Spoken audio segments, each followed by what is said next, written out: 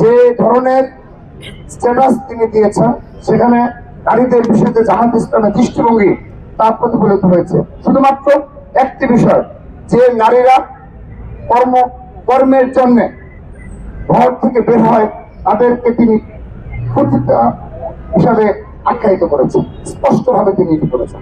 আর বাকি কোনো জায়গায় আমাদের যে এজিকাল দৃষ্টিভঙ্গি সেই দৃষ্টিভঙ্গি ফুটে উঠেছে।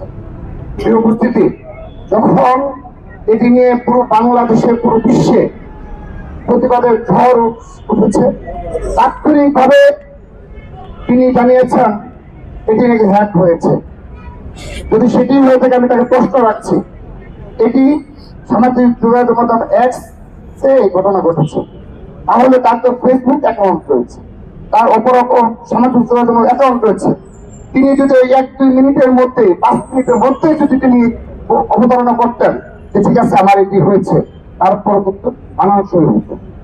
তারপর আসুন আরেকটি বিষয়, তিনি সে সময় কোন কাজে ব্যস্ত ছিলেন?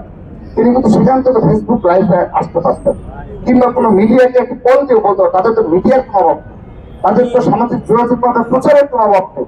কিন্তু যখন এটি ন্যাশনালি দীক্ষিত হয়েছে এবং প্রতিবাদের ঝড় উঠেছে, তখন দ্রুততম সময়ে তারা বলেছে এই দিনকে হ্যাক করা হয়েছে। এই উপস্থিতি তিনি আজকে সংবাদ সম্মেলনের মাধ্যমে তিনি একটি স্ক্রিনশট দেখিয়েছেন, পাসওয়ার্ড তাকে চেঞ্জ হয়েছে। যদি সেটি হয়ে থাকে, আমার প্রশ্ন হলো, যেহেতু একটা সেন্সিটিভ বিষয়, তিনি সেই সময় এই স্ক্রিনশটটি কেন এই সোশ্যাল মিডিয়াতে অপরাপথে তার অ্যাকাউন্টগুলো রয়েছে সেখানে দিয়ে দিলে তো সেটা ক্লিয়ার হয়ে যেত। কিন্তু তিনি আজকে প্রায় কত ঘন্টা হয়ে গেল, 12 ঘন্টা প্রায়, তারপর এসে তিনি এইগুলো বিষয় অবতারণা করছেন। আমরা খুব সুন্দরভাবে বুঝতে পেরেছি আপনাদের যে দৃষ্টিভঙ্গি, সেই দৃষ্টিভঙ্গির প্রতিফলন ঘটেছে। অনেকেই মনে করে থাকে যে নির্বাচনের আগে এ ধরনের কাজ তিনি করবেন কিনা। তাদের যে দৃষ্টিভঙ্গি বিগত 5 আগস্টের পর থেকে পুরো বাংলাদেশের যারা সহজ সরল মা বোন রয়েছে আমাদের, বিশেষত প্রত্যন্ত অঞ্চলে, গ্রাম অঞ্চলে, সেখানে তাদের নারীরা গিয়ে এ ধরনের বক্তব্য পেশ করে বলা হয় যে আপনাদের ঘর থেকে বের হওয়া যাবে না, আপনারা যে গৃহিণী হিসেবে রয়েছেন এটি নারীদের থাকতে হবে, আল্লাহর রাস্তা থাকা এটি কি নিয়ম, এবং ইসলামকে প্রতিষ্ঠিত করতে হলে আপনাদের ঘরে থাকতে হবে।